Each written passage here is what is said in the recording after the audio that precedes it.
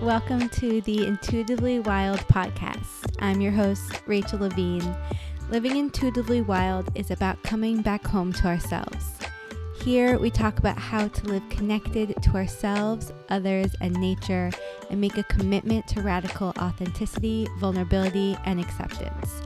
On this podcast, we delve into a wide range of topics that span the human experience. We peel back the layers and talk about the things that are often not talked about. This is a space for us all to walk and wander this path of life together. Let's dig into our roots and go deep. Hello, hi, welcome back to Intuitively Wild, the podcast. If you are listening to this the day it is released, it is the day before Thanksgiving. American Thanksgiving. And that is what we are going to be talking about today. We're talking about Thanksgiving. And I hope that this episode will be really helpful for anyone who finds Thanksgiving or holidays or family dynamics sometimes tricky or sticky or complicated. And I hope that this can serve as some guidance or reassurance or much needed grounding if that is part of the truth for you.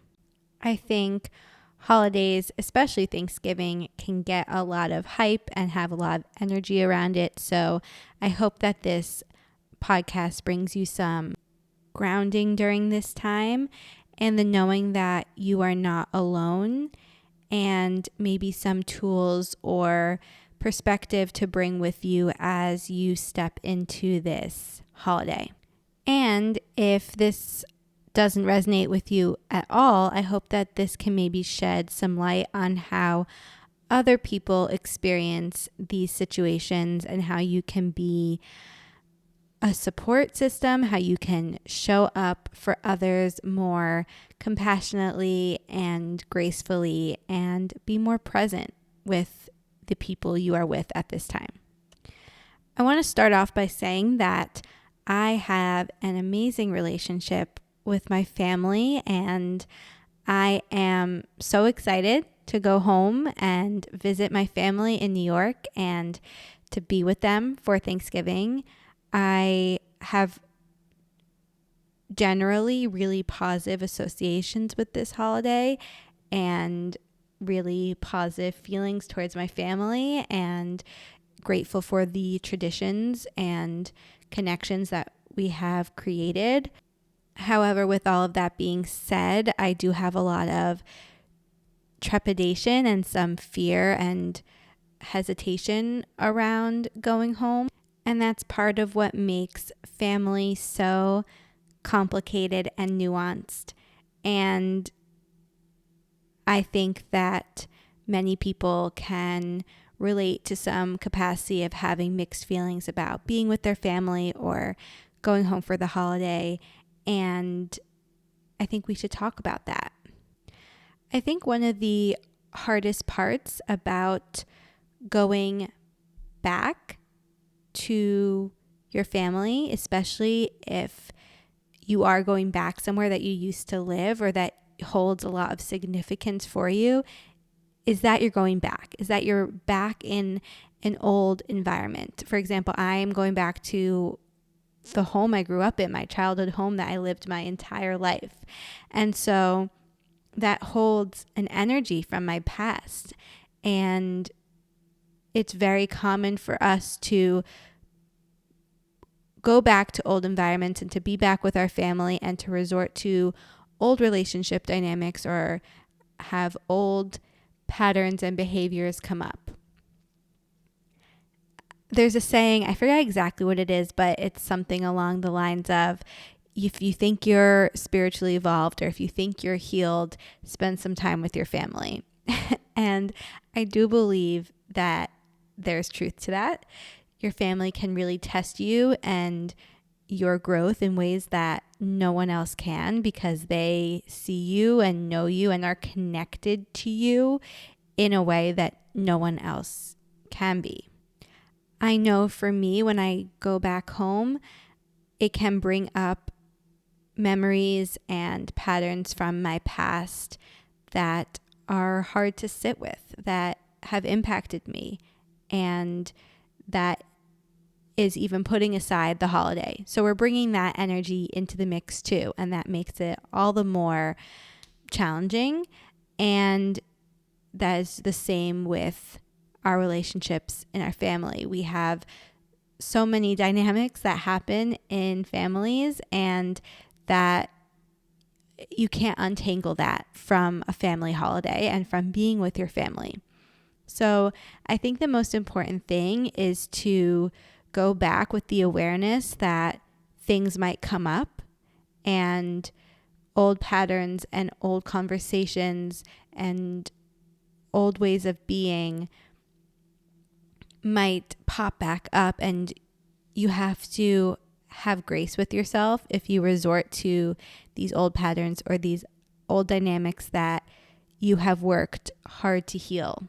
I know that I constantly have to be kind to myself and forgive myself for not responding in the way that I wish I could, or that I think I should be able to by now, or that I'm able to in other environments with other people. And we also have to give that same grace to the people around us, and remember that things may be coming up for them as well, and they might not even have that awareness or that ability to consciously understand what is happening for them or what is coming up for them. So knowing that these dynamics might happen it's really important. It can be helpful to prepare ourselves and to ground ourselves.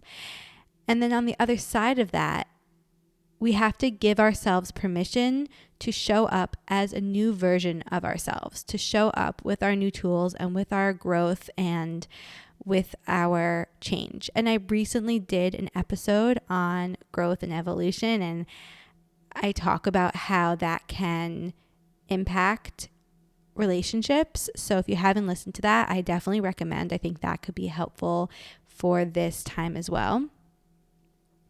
But if you just go in with the intention to show up as the new version of yourself, to show up as who you are, and to be confident and to be accepting of yourself, and give yourself permission to take space, and give yourself permission to take space to yourself, to take time to yourself if things get heated, and to recenter yourself in who you are now and who you want to be and how you want to show up.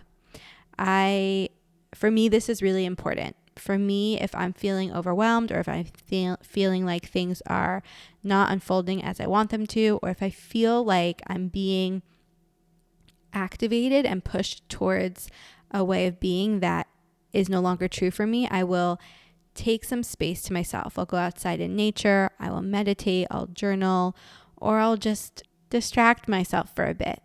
I think distraction can be really helpful in these times, and it's important to find the balance between distraction that's helpful and healthy and distraction that is numbing and disassociating and harmful. So figuring that out for yourself is very important. But taking that space for yourself can be vital to you having the experience that you want to and that you deserve to in these dynamics. And I think every family is different, and every holiday and every experience is different. There might be space to have more open, deep conversations with people, and to be really honest with how you're feeling and what's coming up for you, and maybe working through things with the people around you. And there might also not be space for that, and it might be important to be more lighthearted and play games and shift the energy when things feel heavy.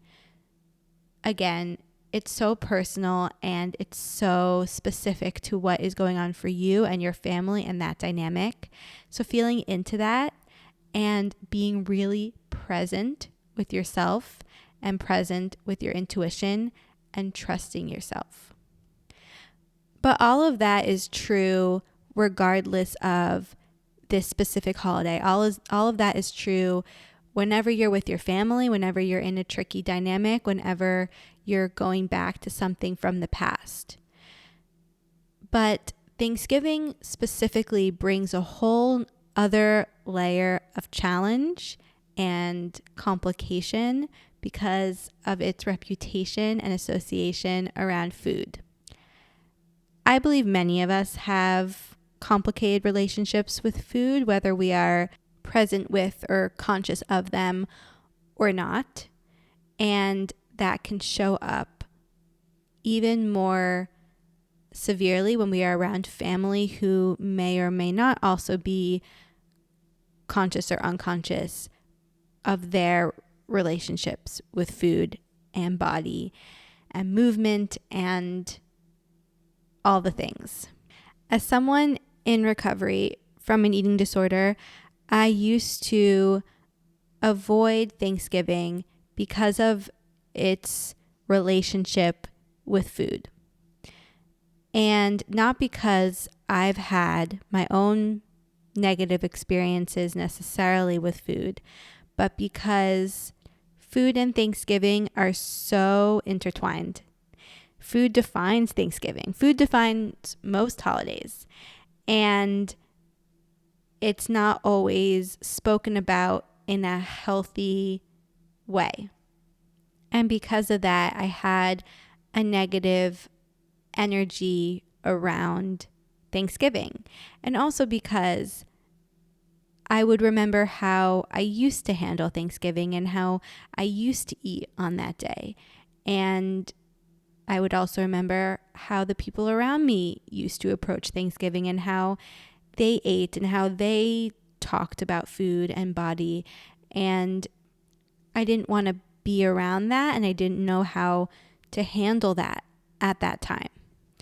Our society has normalized comments like, oh, it's Thanksgiving, so these calories don't count, or using Thanksgiving as a time to eat in really unhealthy ways and not eat anything at all day, and then really overeat, and then comment on how you are going to work it all off or not eat tomorrow, or how you would never eat this if it wasn't Thanksgiving, or using it as a time to comment on other people's food and what's on their plate and how much they're eating. And the fact that races have become really popular on Thanksgiving Day. Not that that is a bad thing inherently, like that's fine if you enjoy to run or go for a walk or be with your family and celebrate that event. But the fact that that stems from the belief that we have to do this before we eat. That's where it comes from. And that's not okay.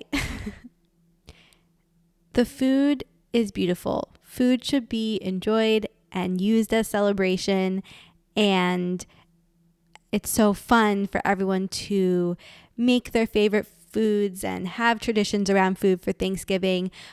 But we shouldn't be restricting ourselves before or after because of it. And we shouldn't be making comments around the food because of it. We should be present and enjoying it and moving on with our lives. And that's not usually what happens. And that's not usually how Thanksgiving is portrayed or experienced.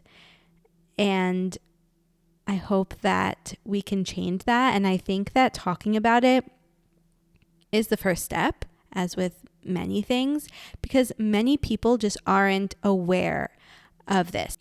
They may not be aware of the comments they're making and the impact that it can be having, and they may not be aware that it's even negative or unhelpful to have these beliefs in the first place. Society is so rooted in diet culture, so intertwined with unhealthy beliefs and patterns around food that people are just not aware that it's unhealthy. And bringing their awareness to it is a good place to start.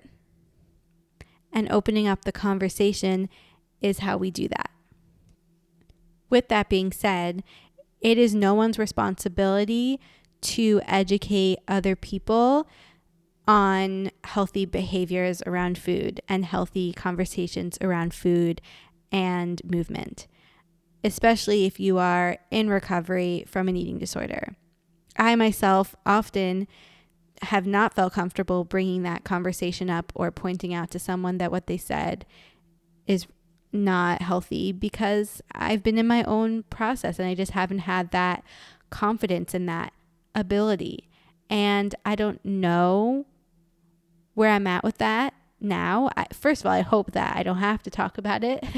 I hope that there's no conversation around that and no negative comments. But unfortunately, I think in many families and many worlds, that is hard to avoid. And in the past, it's been too exhausting and overwhelming for me to approach that conversation. But now that most people in my family and in my life know about my recovery, I think it's a different conversation. But still, it is not anyone's responsibility to take on the responsibility of educating someone else on these topics. I believe the priority is maintaining our own peace and our own presence and our own mental and physical and emotional health. And often the way to do that is to tune out the noise, to take space when we get overwhelmed, and to rely on our tools to get us through. We have to be really grounded and rooted in our truth and what we believe, so that we are not infiltrated by the beliefs of the people around us. And this is not only for food, although that is definitely something to hold on to during this holiday, but also with anything that may come up in big family gatherings, politics, heated conversations about different opinions and perspectives and beliefs with any topic that your family talks about. Another reason why family conversations are so challenging is because you're so closely connected to them, and also you may be so different and you may not see eye to eye, and that can be really challenging, especially when you bring in the tendency to fall into old patterns and to fall into old ways of being that bring you back to old versions of yourself versus the more newly resourced and attuned version of yourself that you are now. And so that's why we really need to have ways to bring us back to our center. Because when you layer on food dynamics and family dynamics, it can get very sticky. And if you are someone listening who has never thought about these associations with food as negative, or has never questioned comments around food and movement and Thanksgiving, I would really take time to look into that and question it, and maybe be present and aware of the thoughts that come up around food during this time, and the comments that you might feel tempted to make, and what you are watching other people do, what you are watching yourself do, what you are regulating and restricting and compensating around. I would just get curious, because you might be surprised. And this is where you can really have more compassion for other people and really show up for others in a kinder way. When we are questioning what we used to think was normal and realizing how much we're impacted by it, and also how much we can impact others by our words and our actions, we can change the narrative, we can change the energy, and we can change the relationship. I believe, especially with food, we don't know what's going on for someone. and it's better to be overly cautious than not. So to avoid all comments around yours or other people's food choices, around their plates, around their bodies, around movement, if they exercised or not, if you exercised or not, what you ate before, what you ate after, just any comments, they're just not helpful. They're not needed. And to really focus on the gratitude. That's what Thanksgiving's about. And of course, Thanksgiving has its own controversial, complicated, deep history that we're not going to get into here. But the root of why we celebrate it now, presently, is gratitude. And to really focus on the gratitude for everything in your life, everyone in your life, and what is going on for you in that moment. We should be celebrating the abundance of food around us and our abundance in accessibility to food. And we should be focusing on the gratitude we have for our bodies and the way that they move and the way that they digest food. And we should be celebrating the relationships and family in our life and our ability to be with our families. And if you are not able to be with your family, I have been there and I know it can feel isolating and heartbreaking. And I hope that you acknowledge that and welcome that feeling and sit with that and find ways to soothe yourself. Find ways to make this special for you no matter what. And we sometimes need to remind ourselves that we can create new traditions. We don't need to do things exactly how they were done in the past if they no longer serve us. If those rituals and routines no longer make us happy, if they no longer serve who we are now, if they don't impact us positively, we are allowed to choose something new. And we don't have to explain ourselves. And we don't have to sacrifice our well-being for the same old routine and to keep other people comfortable and to go with the flow and to just keep things status quo. We are allowed to choose something new. We are allowed to ruffle feathers if that's what serves us. And I think that that's really important to remember, whether you are by yourself this holiday, with someone new this holiday, or going back to your family. Again, I think it comes back to, as always, leaning into your intuition and following what is right for you. And if you don't have the ability or capacity to really honor exactly what you need, it is extra important to find pockets of space for yourself and to find ways to have deep connections and lighthearted, heart-open, heartfelt, authentic connections with people. Because sometimes all it takes is for us to shift the energy, for us to shift where the conversation is going, where the energy is directing, and that can transform the whole experience. So we don't always have to worry about how other people are going to show up or what other people are going to say or talk about or think if we decide to take the reins and shift the energy in a way that is better suited for everyone involved. For me, my approach to Thanksgiving this year will be a combination of everything I just discussed, because this will be the first in the past 6 years. I've only been home for Thanksgiving once, and it was challenging. It was 2 years ago. I was still in treatment, and it was hard. And now I'm in a different place, and I'm grateful for that. But going home and being around family and being around these conversations can still be challenging for me. So I'm going to lean into my intuition and my energy to assess what I need in each moment. And I know that that is going to be maintaining my routine, making sure to wake up and meditate and stretch and do my yoga and journal and be outside, and also to take space for myself during the event.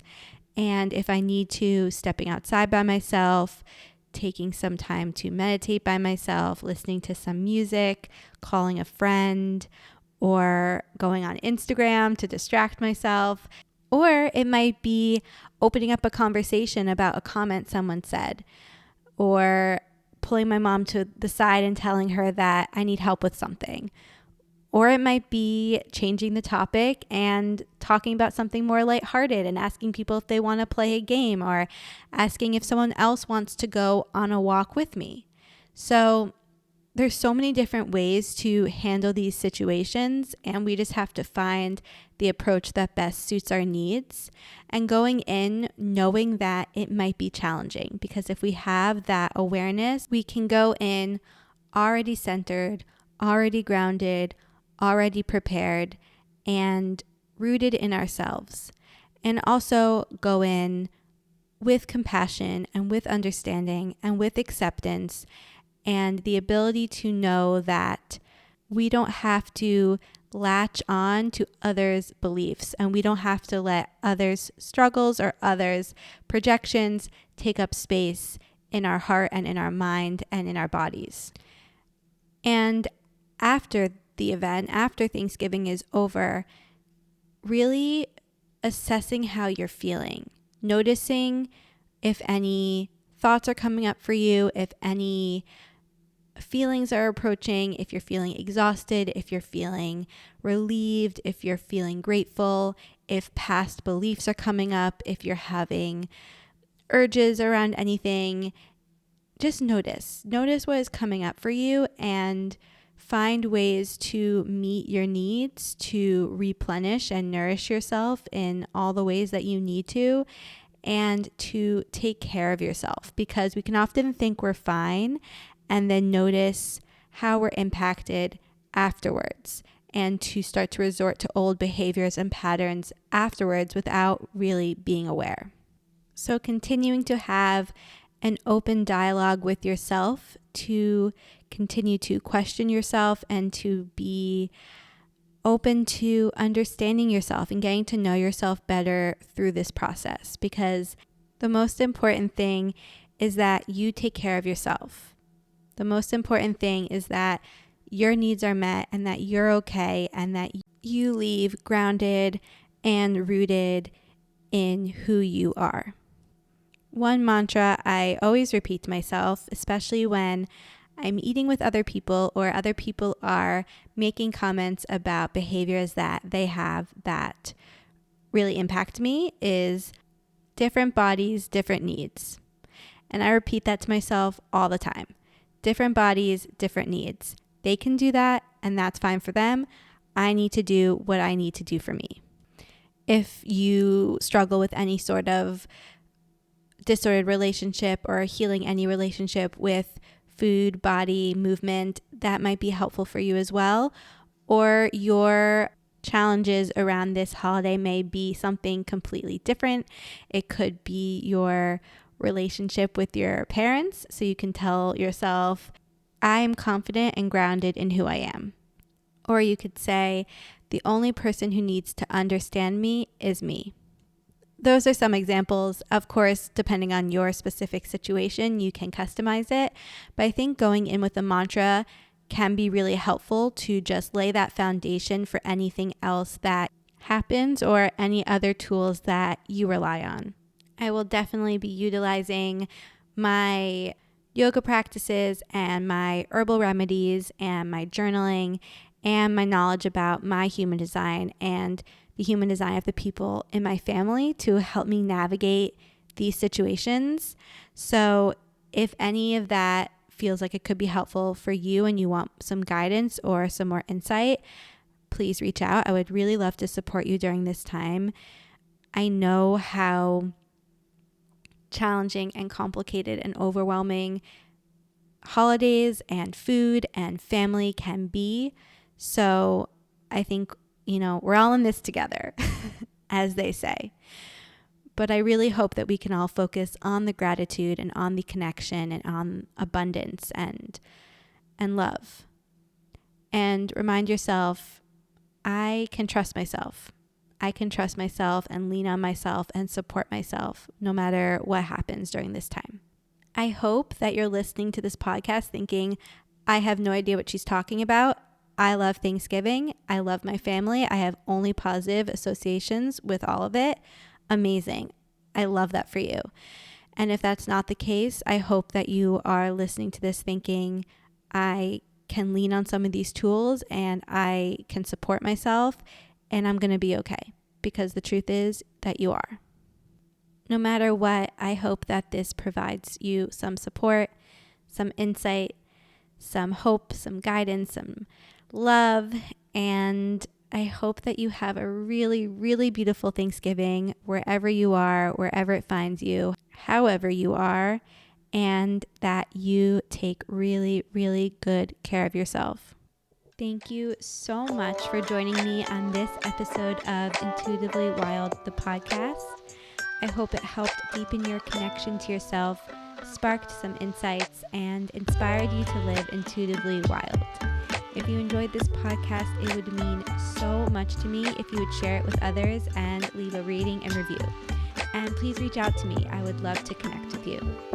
I will see you next time for more magic.